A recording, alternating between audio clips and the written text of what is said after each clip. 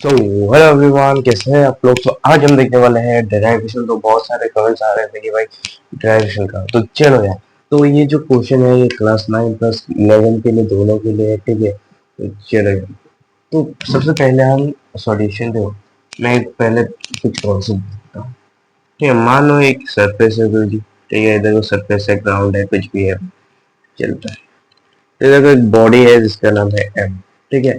तो मैंने इधर को फोर्स लगाया, ठीक है। कोई भी चीज हो, देखो ये मान रहे हैं, तो मैंने इधर को धक्का दिया तो ये आगे गया। तो इधर को फोर्स लगाए तो ये भी आगे जाके मानो इधर को आ गया, ठीक है। तो आगे तो जाएगा ही।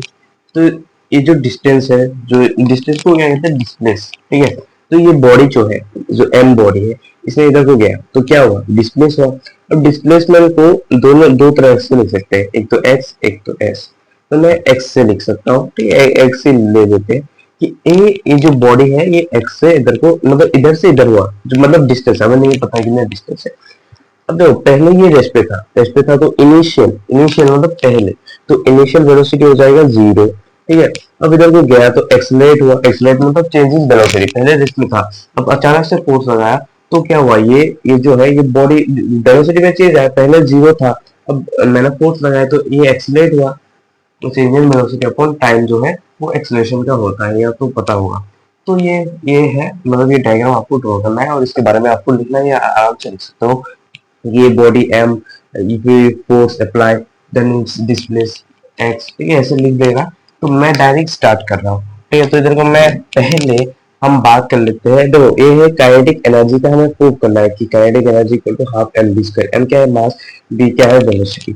अब आपको पता होगा कि Newton third law of equation, ठीक है, थर्ड लॉ ऑफ इक्वेशन क्या होता है, v square equal to u square plus two a s, ये तो आपको पता होगा, ठीक है। तो मैं इधर को लिखता हूँ कि फ्रॉम द इक्वेशन, ठीक है, फ्रॉम द इक्वेशन, या फिर थर्ड लॉ ऑफ इक्वेशन लिख दो, from the third equation of motion. तो थर्ड इक्वेशन ऑफ मोशन से मैं क्या लिख सकता हूँ कि v square equal to u square plus two a s. जो ड्राइवेशन कुछ जो है आपको तरीका याद रहना चाहिए कि पहले मैंने ये यूज किया, अब ये आपको ये याद रह जाएगा, फिर आप आराम से कर सकते हो, ठीक है। अब मैंने इधर को डिस्प्लेसमेंट एक्स मान लिया था, तो एस की जगह देखो, डिस्प्लेसमेंट को एस से भी लिख सकते हैं और एक्स से भी लिख सकते हैं। तो मैंने इधर को एक्स लिख दिया, तो इधर को एक्स मतलब लगेगा। अब देखो, मैं अगर इधर को करूँ, इस यू को मैं इधर को लाए, इधर को पॉजिटिव है तो इधर को आके negative, so minus u square, तो ये minus u square equal to 2a। अब एस की जगह हम एक्स रखेंगे, ठीक है। अब वी स्क्वायर, इधर को देखो, इनिशियल वेलोसिटी पहले रेस्ट पे था, तो इधर को माइनस 0 का square equal to 2a x, ठीक है। तो इधर को वी स्क्वायर 0 का कुछ होता ही नहीं, तो 2a एक्स। अब देखो, इधर से मैं एक डिस्प्लेसमेंट का वैल्यू हम निकाल लेते हैं। देखो, तरीका याद रहना चाहिए कि कैसे मैंने क्या किया। तो इधर को x का वैल्यू हम निकाल लेते हैं, तो क्या होता है, B square divided by 2a। ठीक है भाई, क्लियर है। अब वर्क डन मतलब क्या होता है, कोई बॉडी है, ठीक है, कोई बॉडी है, मैंने इसको फोर्स लगाया तो ये क्या हुआ, डिस्प्लेस हुआ, इधर को गया। तो ये फोर्स जो ऑर्डर है, तो मैंने इधर को क्या किया कि फोर्स लगाया और ये डिस्प्लेस हो गया, एक जगह से दूसरी जगह गया, वो उसको क्या कहते हैं, डिस्प्लेस। तो इधर को ऑर्डर जो होता है वो होता है फोर्स इनटू डिस्प्लेसमेंट एक्स, ठीक है, या फिर एक्स मान लो, एक ही है क्योंकि डिस्प्लेसमेंट दोनों तरीके से लिख सकते हैं, ठीक है। ओके, तो अब हम वर्क डाउन का मतलब ये लाना पड़ेगा। तो दो फॉर्मूला यूज होता है, एक तो थर्ड इक्वेशन ऑफ मोशन, ठीक है, और एक work done equal to force into displacement. हम लिखते हैं, वी नो दैट, ठीक है, हम लिखते हैं गुरु जी, वी नो दैट, क्या कहता है कि वर्क डन इक्वल टू होता है एफ इनटू एक्स, ठीक है। इतनी बात चमका या नहीं, ठीक है। अब इधर को फोर्स इनटू, ठीक है, अब x का वैल्यू हमने निकाल लिया। इसका मेन उद्देश्य यही है कि ये देखो x का वैल्यू आ गया तो v square divide by 2a। अब दूसरी हमें पता है कि फोर्स इक्वल टू ma, ठीक है, मास इनटू एक्सेलरेशन। अब ये याद रहना चाहिए कि फोर्स इक्वल टू, देखो कोई भी बॉडी है तो मैं इसका मास होगा प्लस ये एक्सेलरेट जो क्या, इसको हम फोर्स कहते हैं, ठीक है। तो देखो फोर्स बराबर क्या लिखेंगे, ma into v square divide by 2a।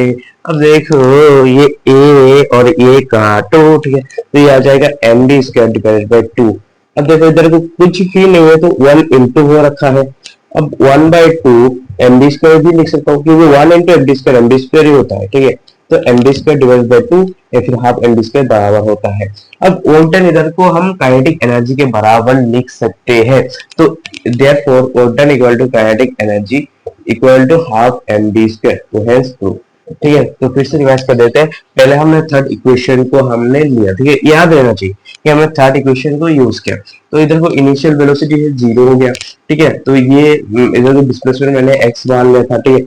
अब इधर को 0 हो गया, तो इधर को x का वैल्यू हमने निकाल दिया, ठीक है। उसके बाद हमें पता होना चाहिए कि वर्क डन होता है फोर्स इनटू डिस्प्लेसमेंट। इधर को फोर्स लगा, इधर को कुछ डिस्प्लेस हुआ, तो x मान लिया, तो F इंटू एक्स। अब हमने x का वैल्यू हमने निकाल लिया था, ठीक है, तो force into v square by 2a। अब हमें पता है कि फोर्स इक्वल टू, देखो हमारा मेन उद्देश्य है m आना, बट इधर को f into v square by, इधर तो m ही नहीं आ रहा, तो हम इधर ये आराम से देख सकते हैं कि फोर्स हम m लिख सकते हैं, और a कैंसिल हो जाएगा, तो इधर को md स्क्वायर बाई 2 आ गया, तो इसको मैं हाफ md स्क्वायर लिख सकता हूँ।